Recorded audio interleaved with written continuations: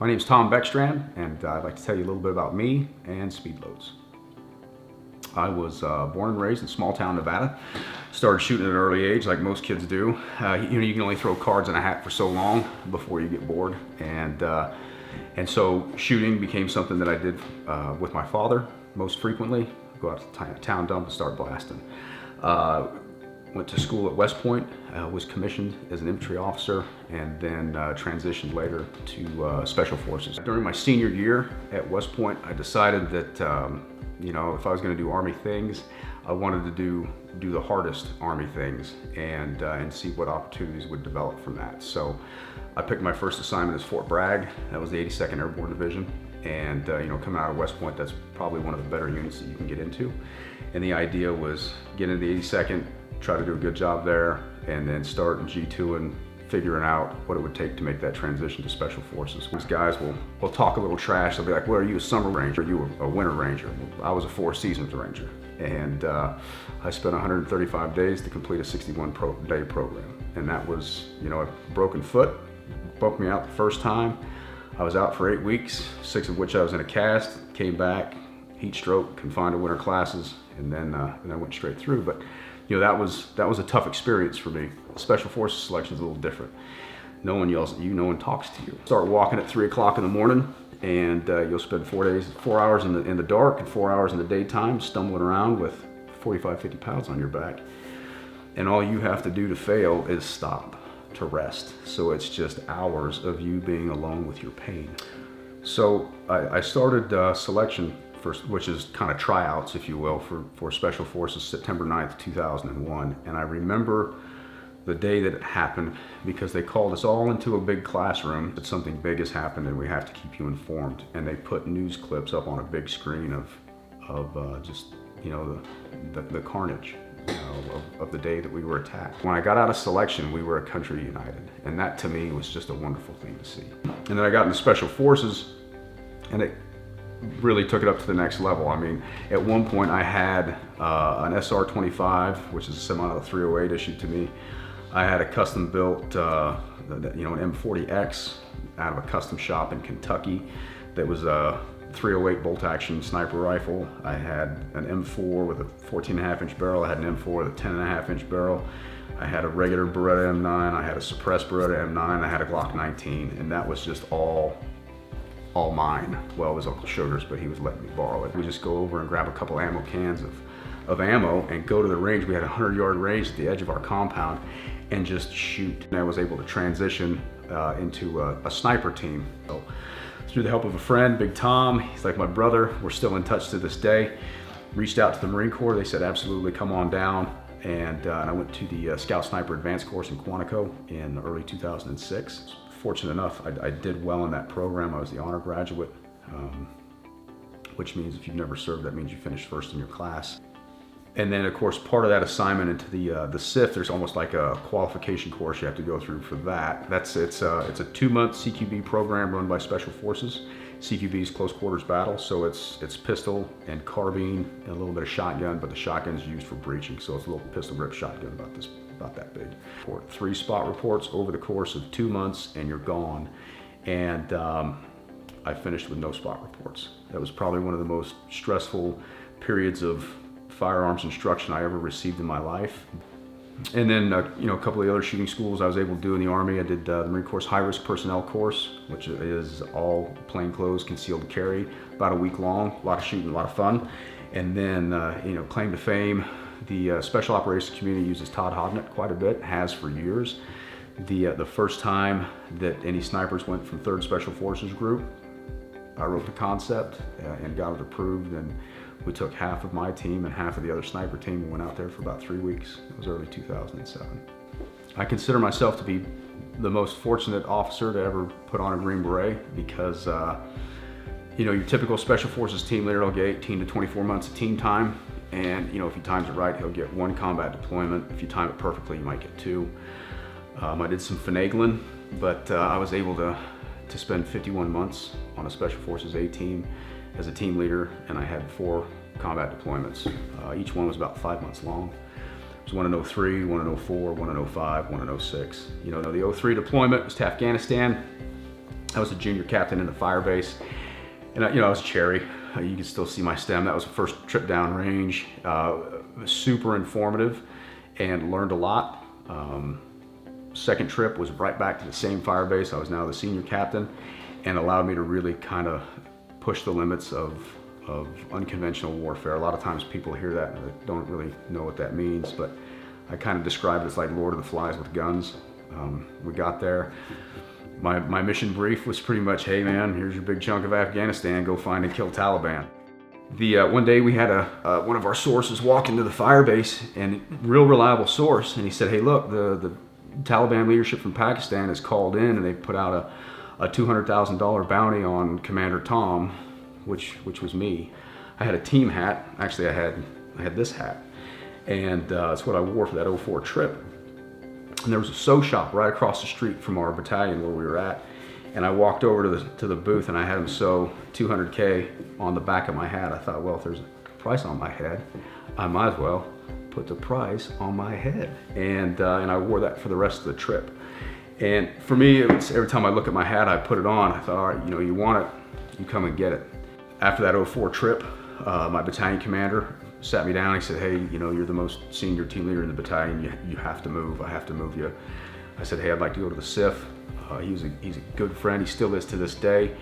He made it happen. So I started looking at casualty reports countrywide. And I would look at where Americans were taking the most casualties.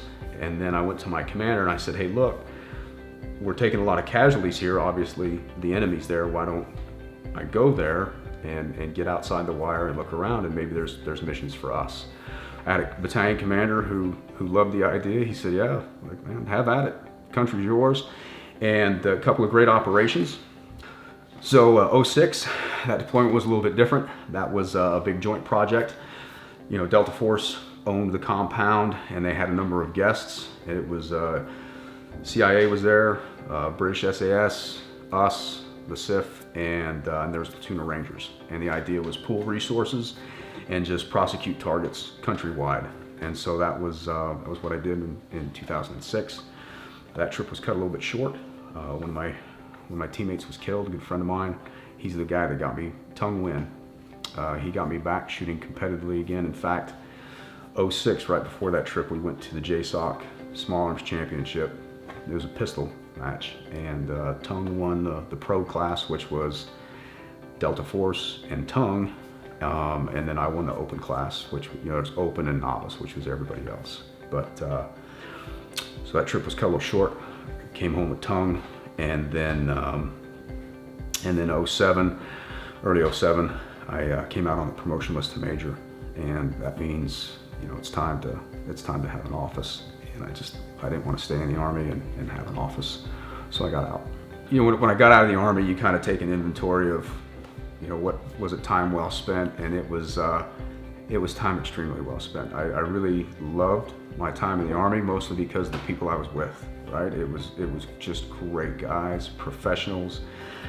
We were given a dangerous and difficult task, and we accomplished it well. And there's a sense of satisfaction and pride that comes from doing that you can't find any other way. Along the way, I had a gun in my hand and was overseas for a long time, and I learned that less is more. I learned that there's no substitute for quality. Anything that's cheap will break at the worst possible time. Maintenance is a good idea. You don't have to do it all. Don't go overkill, and check everything. Don't just assume that, hey, because I have widget X, it's going to work like it's supposed to, until you try it and check it. No. So you're going to trip and fall. You're going to take a dump. You're probably going to fall on your rifle. If it's cheap, your optic's going to break. Your mount's going to break. Don't put too much claptrap on your gun. It's heavy. A rifle, a gun, when you really need it, lives in your hands. Don't make it heavy, unless it's a precision rifle, because precision rifles, when they're heavy, they lay still, and they're a lot easier to shoot. Transitioned into the civilian world, stepped into a job as a program manager for a special access program. Those things kind of just pop up when they pop up. Loved the people I worked with. It was a small team of almost all men, and but that was, it was a management thing. It was a management, but a little bit of hands-on. But what that allowed me to do is it gave me some free time. In fact, right when I started, the guy that hired me said, hey, look, this isn't going to be an everyday gig, so if you find something else you like to do, you should do that too. And I kind of fell in the opportunity of writing for gun magazines, and I loved it. I've been doing it ever since, coming up on 10 years now. I write for gun magazines, I do some TV, and do a little bit of video work too. So, you know, once I left the service and hey, I'm writing about guns, I'm talking about guns, I still like to be involved, and so I started shooting in the Precision Rifle Series. I think this was my first match in 2013. Competed real casually. 2014, 15 and 16 I was hitting it hard, and I loved it. What I learned there is you might be a barrel-chested, steely-eyed freedom fighter, but there's a 50-year-old plumber that is going to absolutely destroy you. The best shooters are 100% American civilians because that's their thing. So my first PRS match was 2013, and it was part of a TV show we were filming at the time. And so I met my rifle and my scope and everything at the event the day before. So I mounted my scope, got it all zeroed up, and I thought, you know, I'm a Special Forces sniper team leader. I'm the man. I'm gonna stroll up in this place, and you know, I'll definitely finish in the top 10. I hesitate, I giggle saying it now because it's ridiculous, but I was like, oh, you know, I'll get a top 10 finish. I finished like dead in the middle, like right smack in the middle. And I remember talking to a gentleman named Wade Studeville, who is a super good dude and like the godfather of the PRS, still heavily involved in it. And Wade kind of came sauntering over and said, hey, what you got there? And it was a bolt action 223 with 5-round mags. And he laughed and he goes, you'd have jumped 10 places just by moving to a 6.5, one of the 6.5 cartridges. And he was right. That was the match that set the hook, because it's not just shooting, it's problem solving.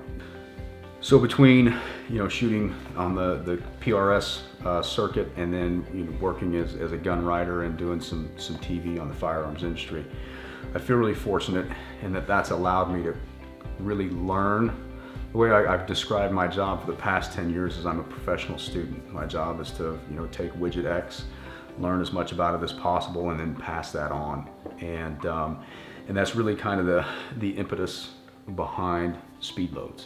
Speedloads, the whole idea is, so what?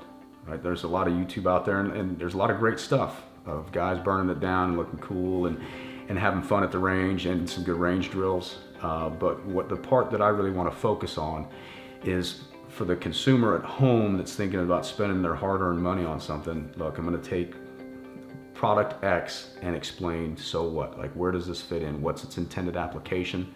And does it meet that application? And the idea is, I want the video to look good, meaning you can see what I'm talking about, you can hear me, and then keep it fast and keep it short. Like, ain't nobody got time for 15 to 40-minute videos.